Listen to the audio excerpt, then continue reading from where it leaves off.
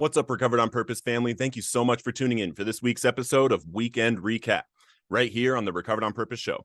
Today's going to be a little bit different than what you're used to, because today I'm actually going to teach my process of exactly how I went from having a story of addiction and recovery to making impact in the world. I'm going to share with you my 3-step process for getting your story out of your head and mapped out perfectly to the message that you want to deliver. And then I'm going to share with you exactly how to start delivering that.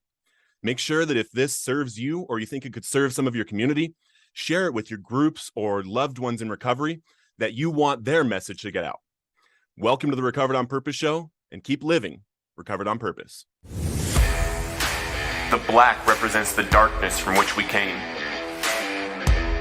The white represents the light in which we now live.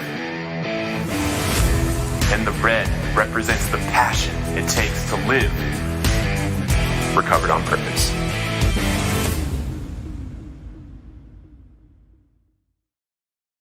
All right, everybody. Thank you so much for being here. And first off, I want to hear where you're coming in from. If you're watching the replay, if you found this in a group, basically where you found this message. And I want to hear on a scale of 1 to 10, how badly do you want to share your own recovery story? And first, I'm going to share a little bit about mine and where I come from so that you know that I have an addiction recovery story that I've been telling. So it was September 28th, 2008. I had been out partying and drinking like most nights my freshman year of college when I woke up to my phone ringing and vibrating down by my leg. I swam through the soft sheets to find my hard phone with the bright screen that read 4:47 a.m. and my best friend Chucker was calling me. And I remember having the conscious choice that I could either answer the phone like I always do with, "Hey, what's up, Chuck?" Or I could answer the way I was feeling with, "Hello."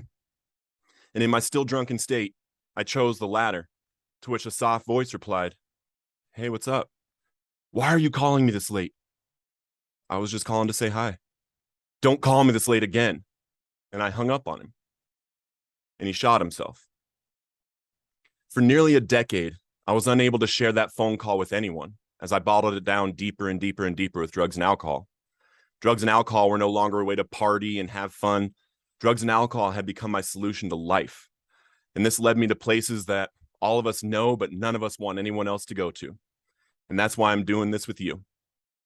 And before that incident, I was introduced to drugs at an early age, but I had this all-American dream life. I was on a state championship football team in Little League. We won state every single year. We won nationals one year. I won state in Little League wrestling. And I was also the defensive captain of my state championship football team at Columbine High School.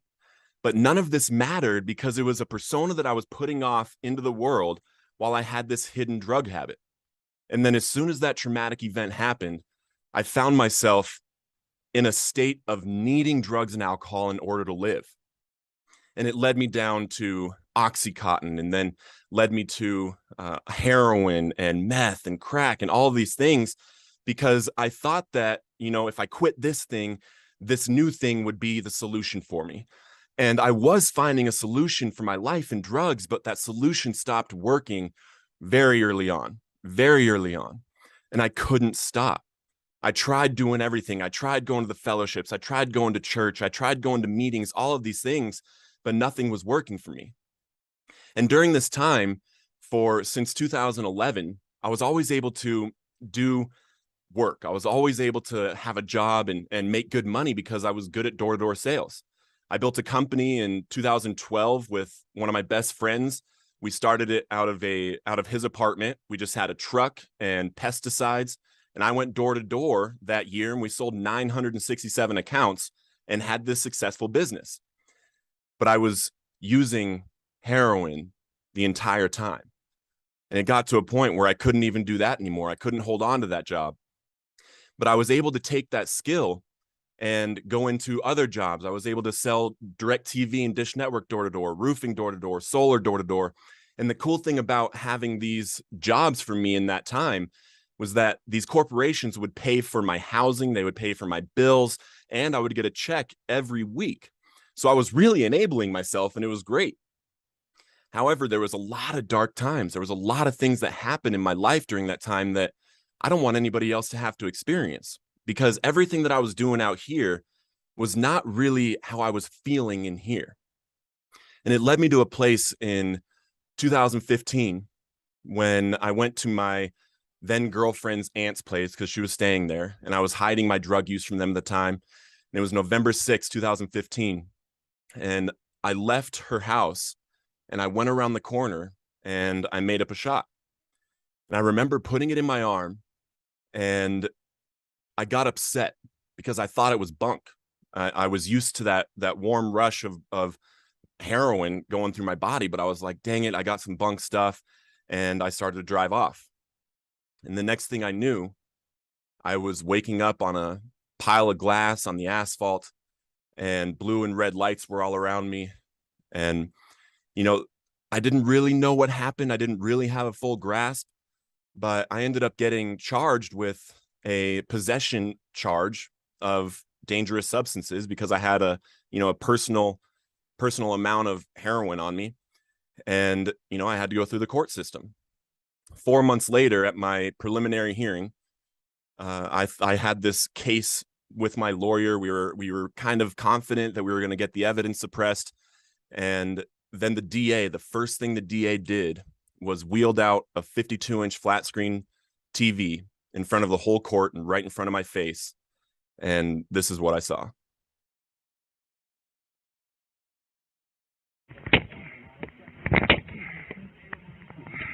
This is body cam footage of when they found me after I had got that up.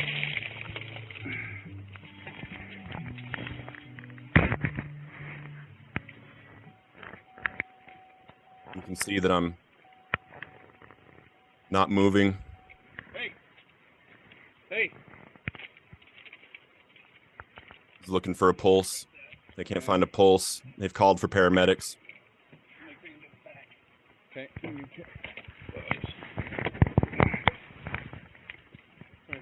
And at this moment, I'm already starting to tear up. Hey. In the courtroom. Hey. And then I see this. He's got some bad color to him. My eyes don't have a soul in them. Spirit is gone. Not breathing. They're looking for pulse. I don't know about you guys, but for some reason, these consequences weren't enough for me. These consequences, these things that were going on, they still couldn't get me clean. And it took me exactly 2 years after that same night where I was found just like this to finally find recovery. 2 more years of suffering, 2 more years of drugs. And I just want to cut back as many of those years as possible for other people by sharing my story. And got to a point, I was still working, and you can see I'm wearing my uniform for going door to door right there. And it got to a point where I was living in a corporate housing apartment in beginning of 2017 in Glendale, Colorado. And I had this drawer beside me that had all my dope in it. And I'd made up a shot, and I was looking at it, and I realized that I didn't want to do it. I didn't want to do it, but I had to. And I started crying. And I started crying. And I was looking at it, and I remember the way the syringe looked through my tears, this magnified, blurry vision of this thing that was taking everything from me, but I still had to do it. And I set it down on the desk, and I put my face in my hands, and I began to cry harder and harder. And then I heard a voice from behind me say, "Pray." And I looked behind me, and there was no one there. And I put my face back in my hands, and I started crying deeper and deeper and deeper. And then I just heard the voice repeat itself. And it said, "It's time. Pray." And I got up from that desk, and I limped over to my bed, not from physical pain, but from emotional pain from all the things that I had been through. And I dropped down on my knees, and I put my hands in the air, and all I could get out was, "God." And in that moment, I felt arms wrap up from behind me and hug me, as if to say, "I love you." And these weren't arms that were coming from someone above me, like patting me on the shoulder saying, "It's going to be okay, dude," like everyone else in my life. These were arms of someone that had gotten down on the ground with me in my lowest moment, my lowest point, and said, "I love you right now, the same as I ever have or ever will." And I got this sense of peace. The sadness was taken away from me. And I got up, walked over to my desk, and I shot up. The next day, I didn't think I was going to survive my addiction, and I didn't want to tell my family exactly why. But the reason why I called them was I can't stop using. I don't think I'm going to survive, and I don't want you guys to have to watch me die. So I'm leaving Colorado. But I had a meeting with them. I said, I can't stop using. I'm quitting my job, and I'm going to go back up to Montana. I'm going to do everything I can to get clean and sober. I go up to Montana, and for the next few months, I'm homeless. I start out at the homeless shelter, and I'm trying to stop. I'm going to 2 meetings every single day. I'm going to church every Saturday, church every Sunday, Bible study on Tuesdays. I even went to the MMA gym up there thinking they might be able to beat recovery into me, but none of this was working for me. I couldn't get it. I got kicked out 86 from the homeless shelter. A week after getting kicked out, I went back because I was starving, because they do open lunch for everybody. And I walk in to get in line, and they kicked me out of line and said I can't be there anymore. That was the depth of my addiction. At the end, I was 148 pounds. I'm 215 pounds now. I couldn't stop using. There was nothing I could do. I was going into my probation officer unannounced, high out of my mind, begging him to put me in prison because I couldn't stop using, and I wanted to so badly. Treatment centers wouldn't let me in. My probation officer even petitioned for me to be put in treatment, and nobody could help me, and they didn't have a treatment for me. So it got to a point where before that Bible study on one of the Tuesdays, I was sitting in my car. I had used the day before. It wasn't my car, actually. It was a car that this girl let me borrow, and it wasn't stolen, but I did have to start it with a screwdriver because that's just how we lived back then. And I'm sitting in this car, and I have this epiphany that I don't want to live anymore. I don't want to fight anymore. I can't do this. I've tried everything. And I sat back in that seat, and I audibly said to God, I'm done. I'm not going to these meetings. I'm not going to Bible study. I'm not going to church. Just please let me die. And in that moment, I heard him whisper in my heart, and he said, it's time, go.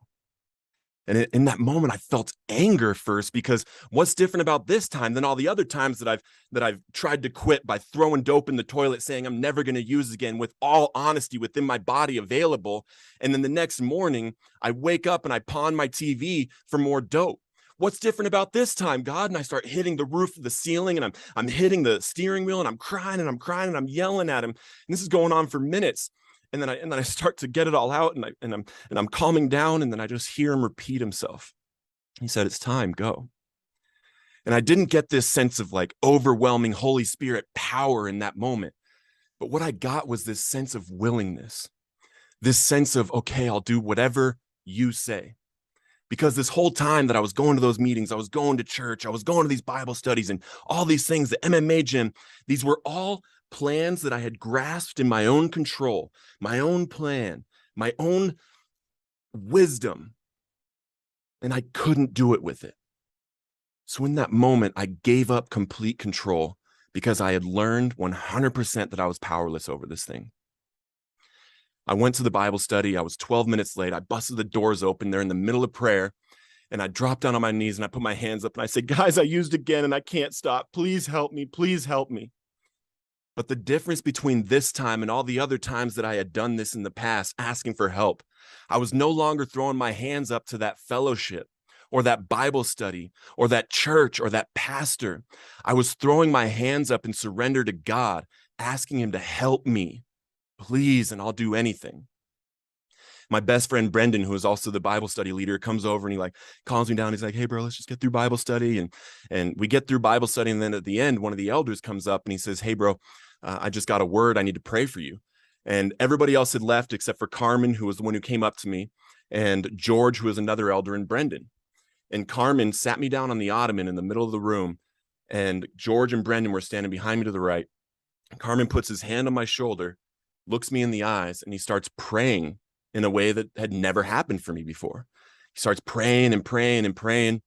And he's praying for spirit of addiction to leave in Jesus' name, spirit of depression leave in Jesus' name, and all these things. And during this time, I'm actually feeling weight coming off of me.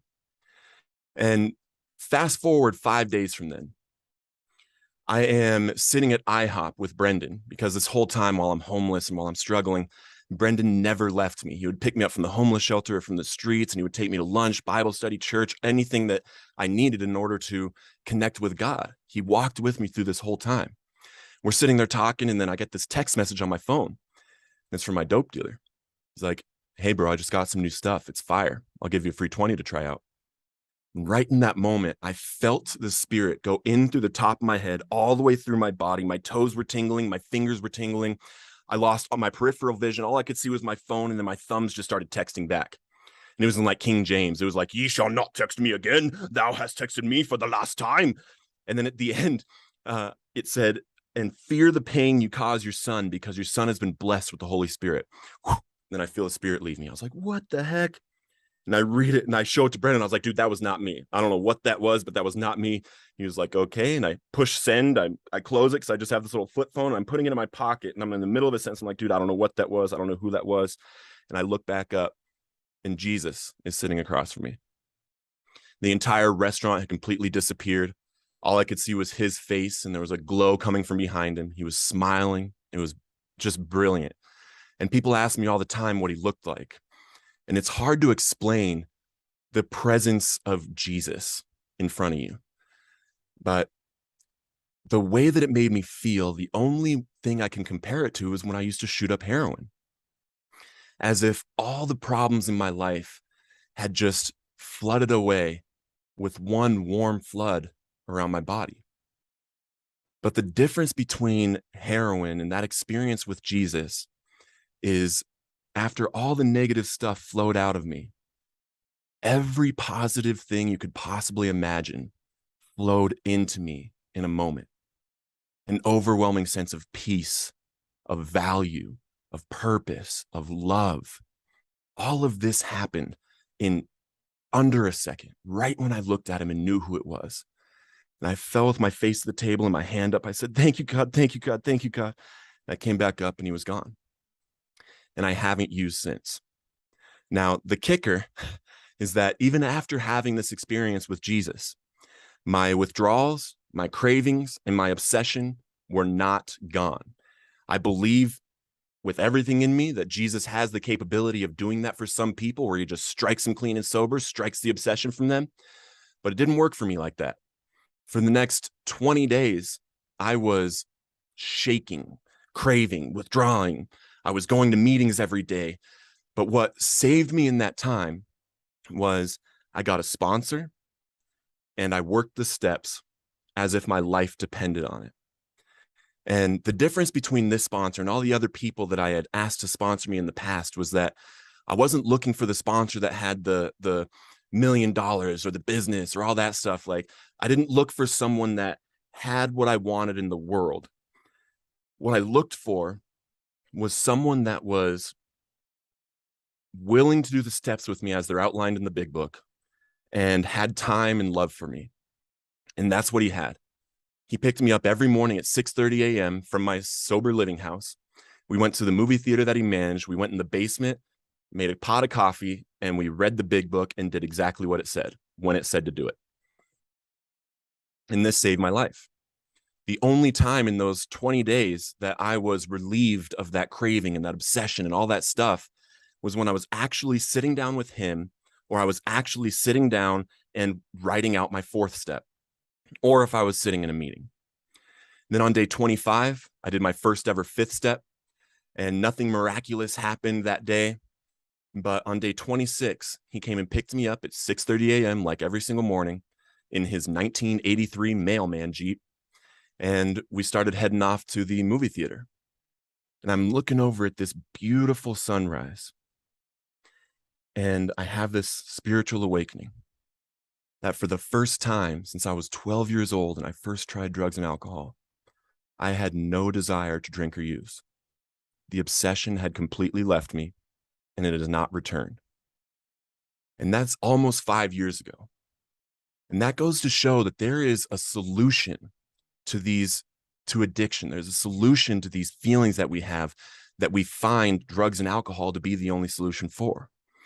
I believe that there is a spiritual solution for this issue, and it works with anybody of any faith. And I believe that a relationship with God is how somebody that is suffering an addiction is able to get to recovery. Now, all of this story, there's a lot more. There's more points of my addiction or before my addiction that I'll share sometimes. But with this audience, because I know that most of you are addicts or addicts in recovery, I share that version so that you know my message. My message is that God in the 12 steps is able to work for addicts that have no hope, that don't believe that anything will ever work for them. Okay. Now, what I did, so my sobriety date is November 6, 2017. And what I did on November 6th of 2019 was I published my book, From Chains to Saved. And it quickly became, something that people were really enjoying. Neil said from the first page, this book pulls you in to what promises to be a journey of good and evil.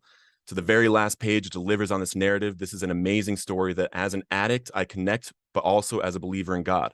It's a testament of what he can do if we just say, please help. This is a must read. And guys, at this point, there's a lot of reviews. And what I love about having this book out is that there's no more real work that I have to do for that story to be out there in the world for who needs it to find it. I've gotten thousands of emails and messages from around the world of people who have found my book and either gotten hope or encouragement in their faith. I've had people hit me up and I've been able to help them recover. I've helped over 100 people in my recovery find recovery through sharing my story like this and online like you guys see. And that's the whole purpose of Recovered on Purpose, is us sharing our stories in a way that reaches addicts suffering that may never walk into a 12-step fellowship, right?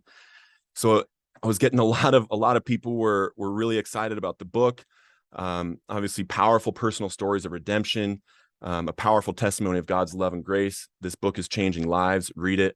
And that's Adam, but that's not me, Adam. That's another Adam.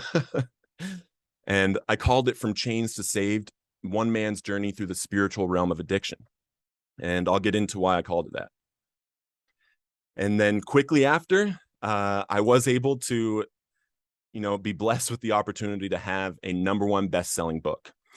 And by now, by the time that you guys are watching this, it's been in the hands of thousands of people around the world. And I am so grateful that I had this outlet to share my story. And I'll go into in another video sometime about why it is that I wrote this and how I wrote it in 5 weeks and published it in 5 weeks and why it is that I did that. But for this, I want you guys to know that, a recovery story has that kind of power, right? Telling our stories in recovery is so important, so valuable.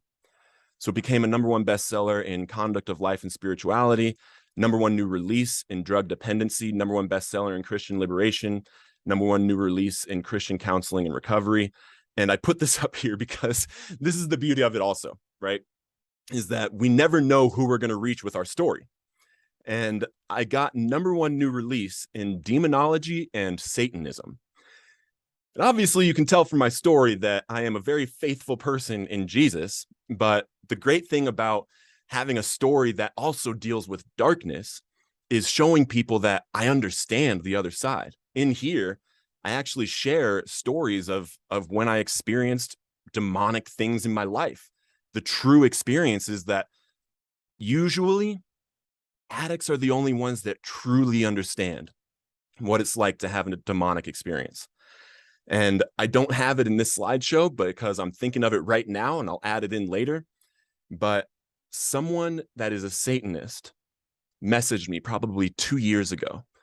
And he was saying some things about Jesus. He was saying some things about how this is that and, kind of negativity. But within the last month, he actually reached back out and let me know that he had found Jesus.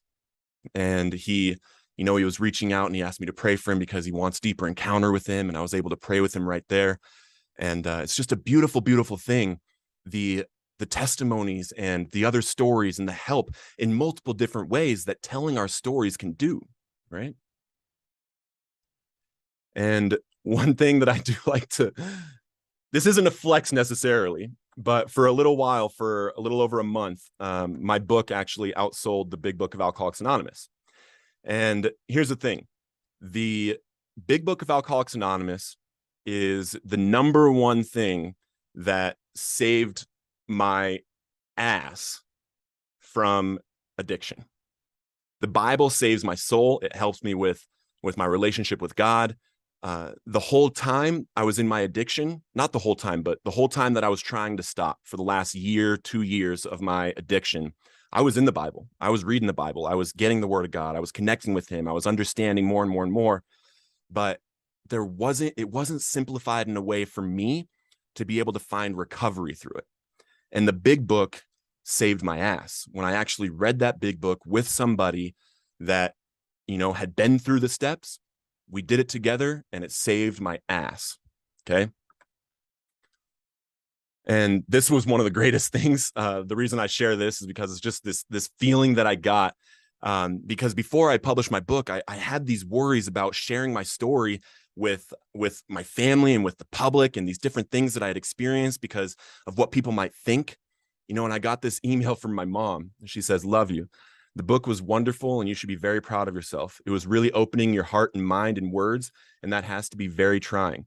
I read the whole thing in one day and with only one break. I stayed interested and saw God's work in your life.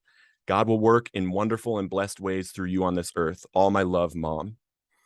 And guys, for so long in my addiction, I was unable to be anything for a parent to be proud of. And now, through sharing my story, through recovery, through, living a purposeful life and reconnecting and building those relationships back up in my family, my friends, my fellowships, I've been able to make connections and make people proud while I'm, living my purpose, living my calling, right? It's one of the greatest feelings in the world. And like I told you about that, when I was found dead and you saw the video, I had to go to jail. And here's a mugshot of the night that I went to jail for being found dead behind the wheel of a car. And the great thing is that I was able to go back to that jail that I had to go to for this. And I left all these copies for every single pod in that jail.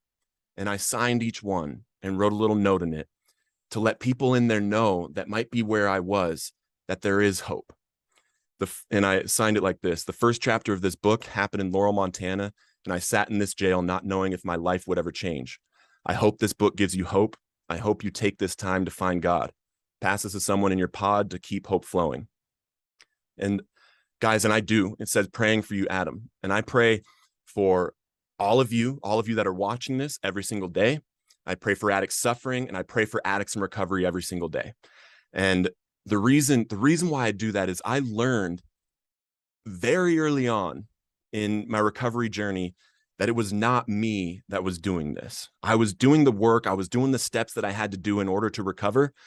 But it got to a point where, I know that God is the one that truly gives us this power, that truly gives us this power. So I make sure to bring him into our community as much as possible, even without, anybody ever knowing, right? Like if I have a connection with someone that day or someone messages me, I'll give them my own wisdom and what, I think God would have me say to them.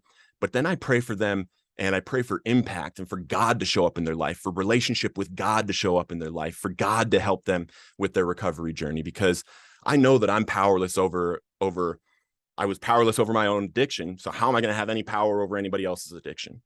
So the best way that I've found to help someone is to pray for them and be there for them. Right.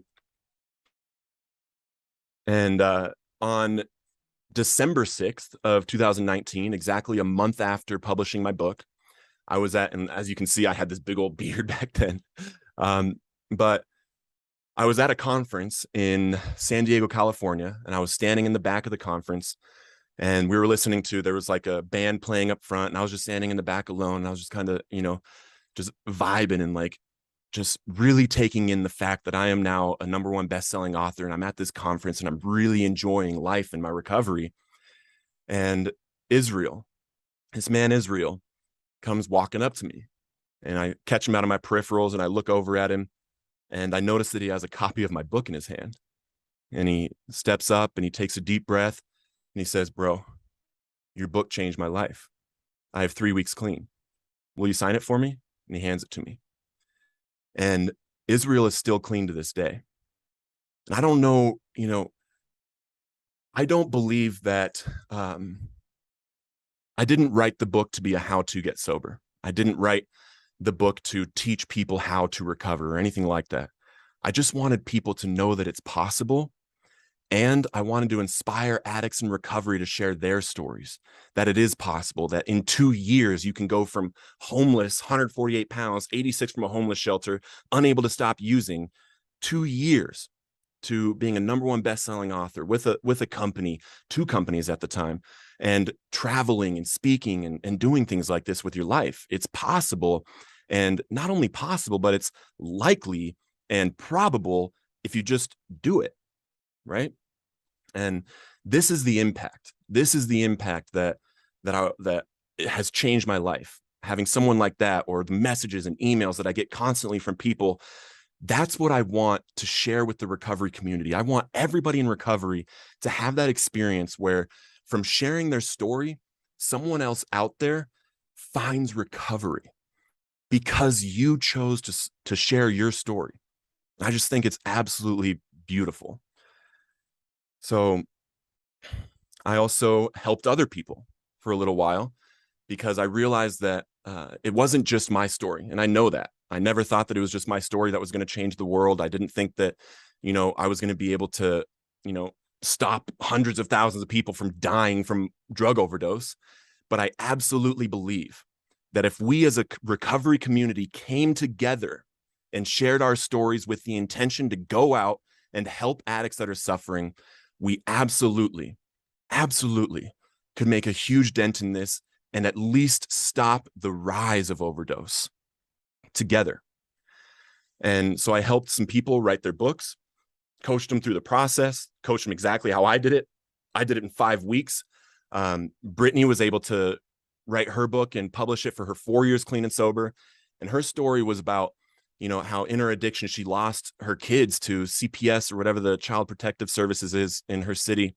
And she also had all these different cases, these different misdemeanors that popped up in her alcoholism and addiction. And, she dealt with this same DA the whole time, right? And her story is of redemption, of finding recovery, of living life recovered, and then recovering her entire family back. And the beautiful thing is that after she published her book, the DA that was prosecuting her through her whole alcoholism and addiction bought a stack of her books and gives her book to women that he's prosecuting that are in the same situation that she was. And I just think that's crazy awesome. Dr. Cole Hill, he talks about his story, of going through addiction and crime, and he was a rapper with Tech Nine and Strange Music, and all these different dark things in his life that he felt trapped in, and then finding recovery through Christ and a relationship with God. And then all of the different stories of how God never left him, right? Thumbprints of God in the life of a criminal.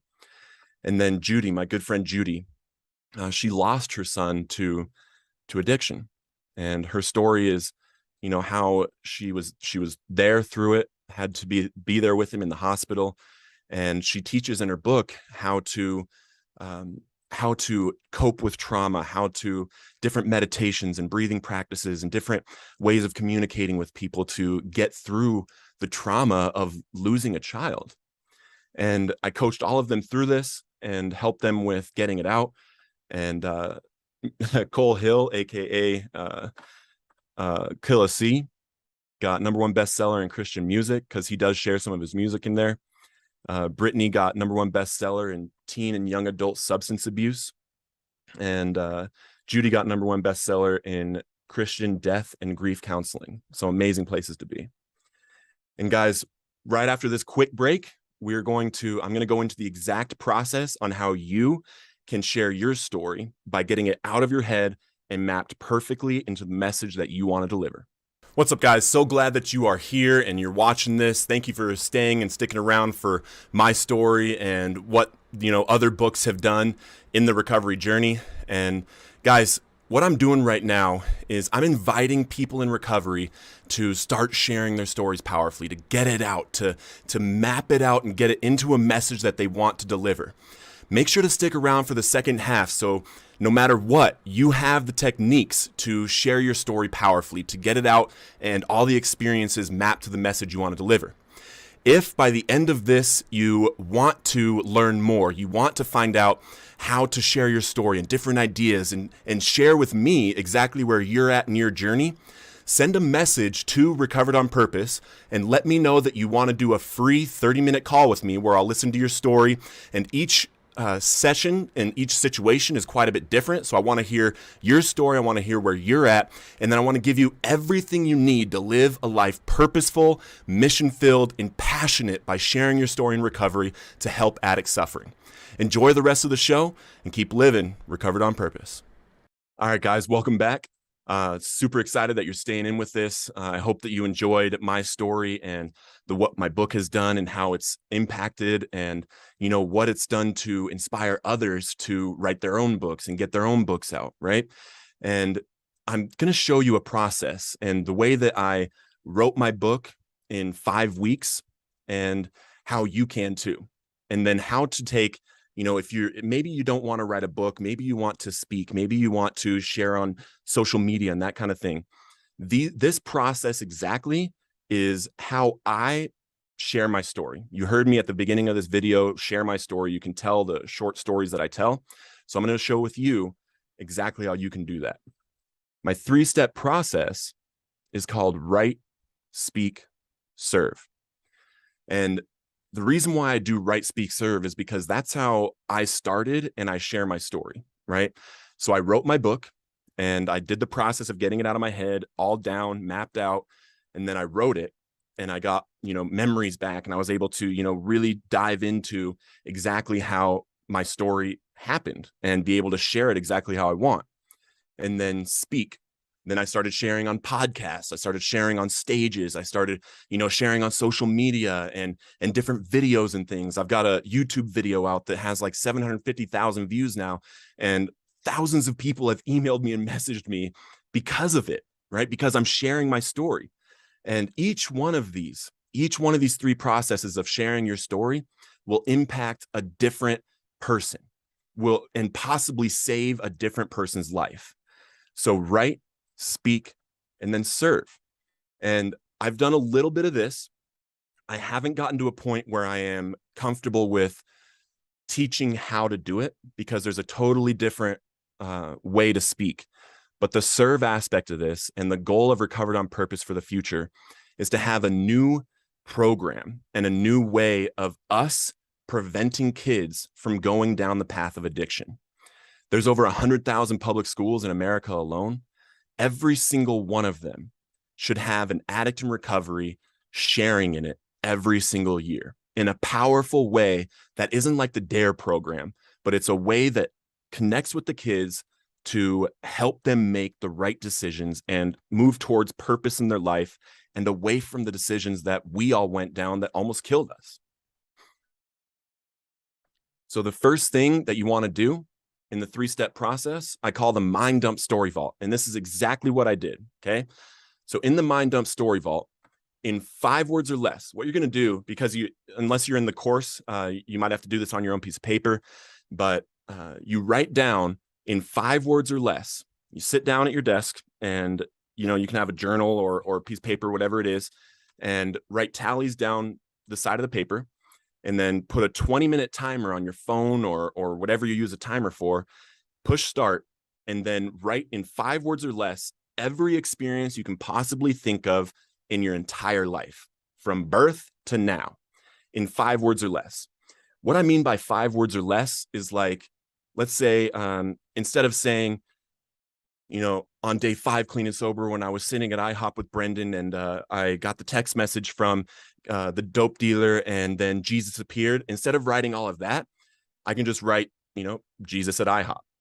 So it simplifies it. It gets it out of my mind so that I no longer have to tell that story or write that story or anything. It's out of my mind, in existence. I know it exists. I know that's part of my story. It's one of them, and I can either choose to write it later or I can choose to, use it later in some way, right? So you're going to do that all the way down. And when you get to the point where the timer goes off, stop it, get up, walk around for at least 5 minutes. Go do something else. Get a drink of water, call your mom, call your sponsor, call your friend, whatever it is. Get your mind away from it completely, and then come back, set the timer for 20 minutes again, and do it again.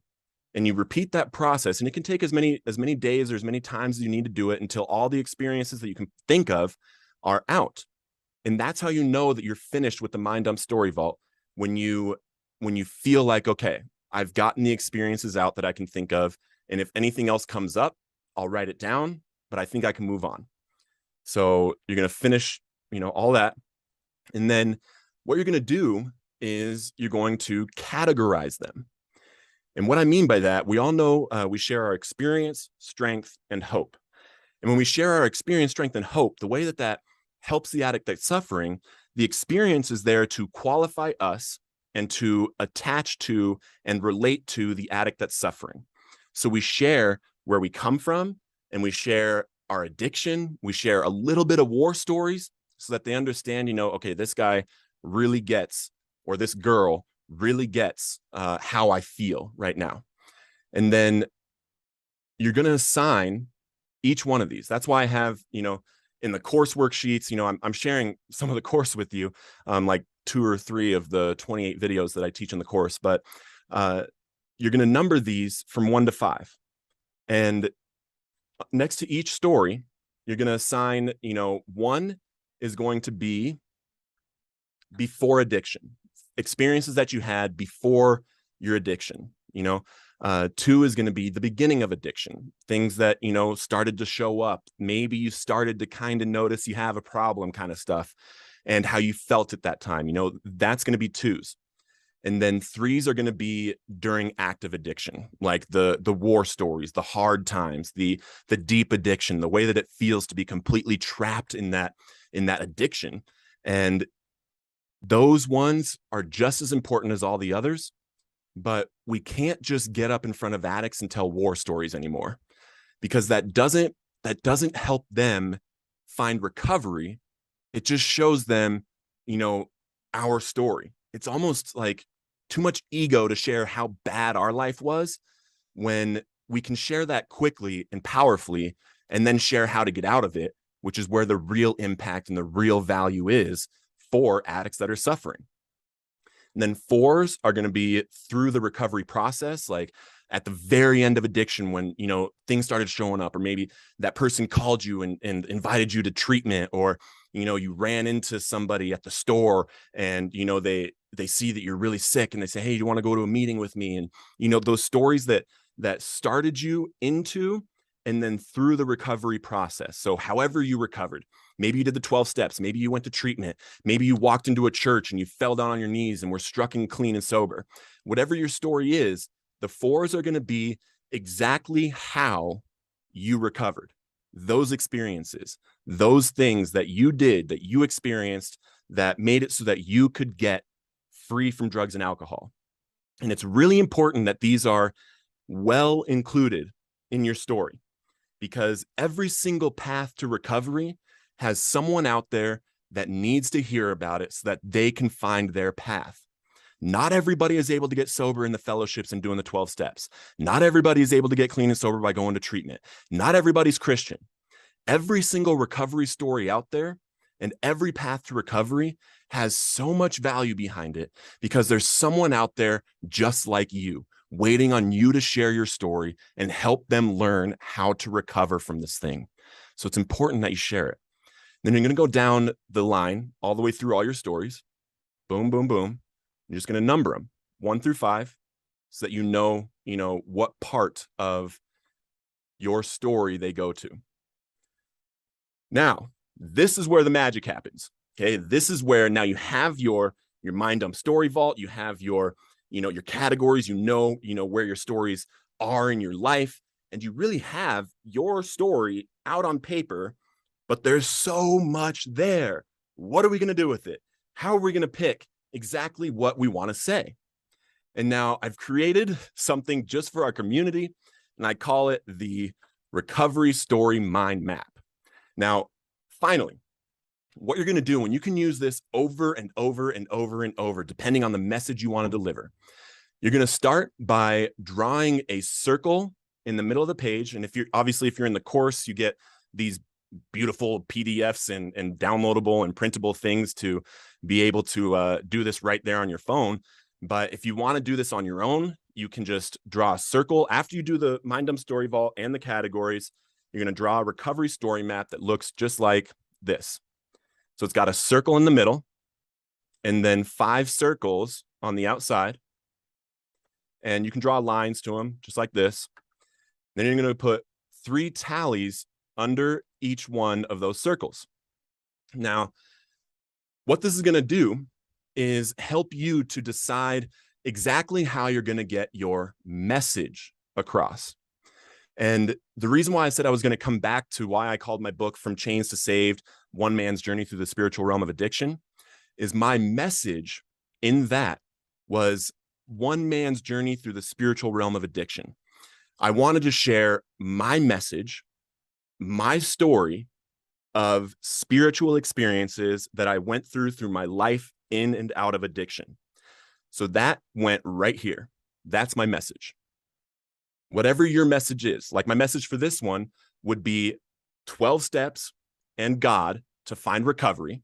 That's the story that I shared at the beginning. Then my message now is anyone, anywhere out there that has a recovery story is able to share a message that reaches somebody and saves their life. You that are listening to this right now, your recovery story has the power to save lives. We just have to get it together in a way that we are confident in the way that we tell it. We're confident in the direction that it's going, so that we know that when we share it, we're not just going to get up and share stories of addiction, but we're going to share things that share experience, strength, and hope in a powerful way where addicts out there suffering will relate to us, feel emotionally attached, like this guy gets it. He actually has been through, or this girl gets it. He's actually, or she has actually been through what I'm going through. I don't know how to get out. And they will attach to you like that. And then when you share how to get out, they'll listen in a different way, in a new way. Maybe they've never heard someone they could relate to. And then when they listen to you that they relate to, and then you tell them your path to recovery, they'll take that path. That's the point.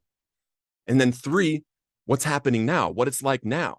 We share with them life after addiction, right? Life beautifully in recovery, right? The hard times, the good times, why it is that we stay in recovery so that they have something to grasp onto, a hope of a good life on the other side of addiction. So you're going to, it's important that you find your message, whatever your message is. It can be how treatment saved me, how God saved me from addiction, how the 12 steps saved me from addiction, a relationship with Jesus saved me from addiction. Whatever your message is, like Brittany's, her message would be, you can get your kids and your life back in recovery. That would be her message in the middle.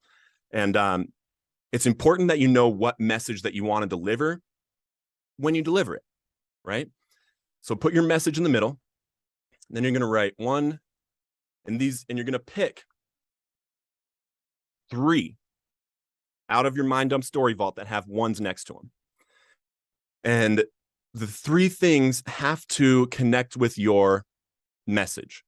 So if you have like 15 1s and your message is how, 12 steps and a relationship with God saved me, in those 3 things, you want those 3 experiences that you share in your story to relate to the message of God in the 12 steps. If the number 1, in your story works with every message, which a lot of them do, you can just pick the 3 that you want to tell.